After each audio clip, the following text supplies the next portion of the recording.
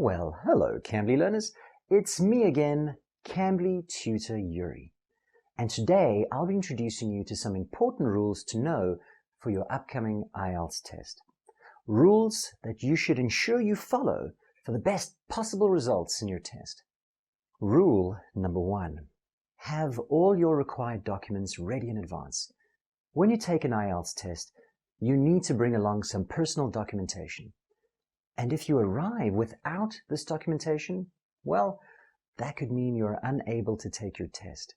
So make sure that you bring the following: the appropriate form of identification that you use in the country that you are in. In most cases, this is either a valid passport document or your ID document. Either of these should be fine. Make sure that this is the same passport or ID that you used to register for the test. Rule number 2, arrive early. I guess this rule should go without me having to say it, but I will. Make sure you arrive early. Not just on time, but early. I mean, you never know what's going to happen on the day. There might be a traffic jam. There may be problems with registration. There may be power failures. Any number of possible issues might occur. But if you're early, you can potentially avoid some of the possible problems that could happen. And of course, if you are early, you'll also be much calmer without rushing around to get there on time. And if you're early, you're ensuring that you're already in a calm and a better space to start your test. Rule number 3. Try to make sure that you know the format of the test. As I've mentioned in a previous video, I will go into more details regarding the format of the test in a future video. But for a quick idea of the format, here goes. Your test will take place in 3 parts on the same day, and those parts include listening, reading, and writing. Remember that there will be no breaks between these tests. Your speaking test may be held on the same day as these 3 other parts that I just mentioned, or it may possibly take place 7 days before or after, depending on the arrangements made with you by the examiners or when you officially booked your test. Rule number 4. Follow the instructions. Yes, another obvious one, but an important one nonetheless. Your ability to follow instructions will be very important to your success.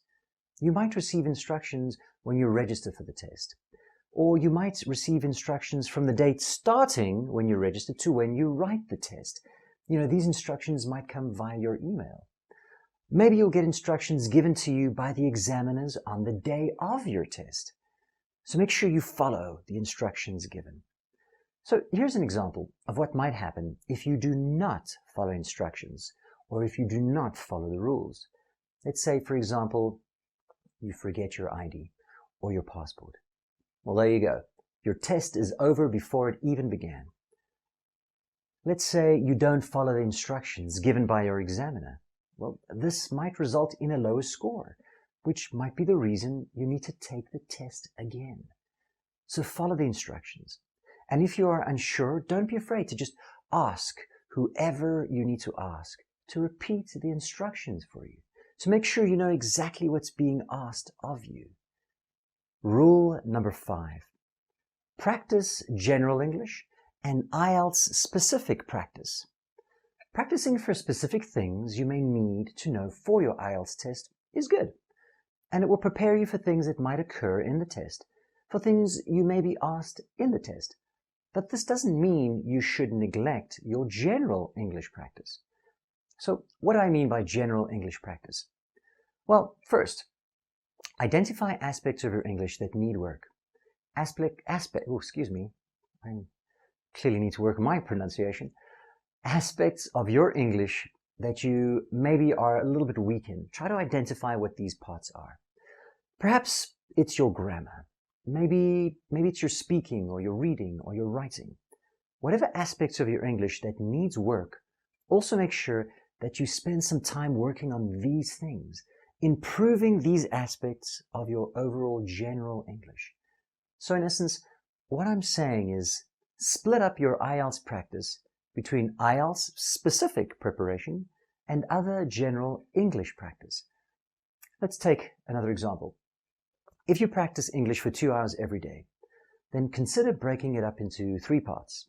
Part 1, maybe listen to English news like the BBC. This will help you to practice your listening. Part 2, spend 1/3 of your practice time speaking with a tutor on random topics. This will help you prepare for unexpected conversations and questions.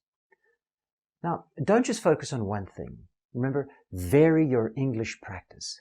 Where possible, spend time on those parts of your English that need some work. All right, there you have it.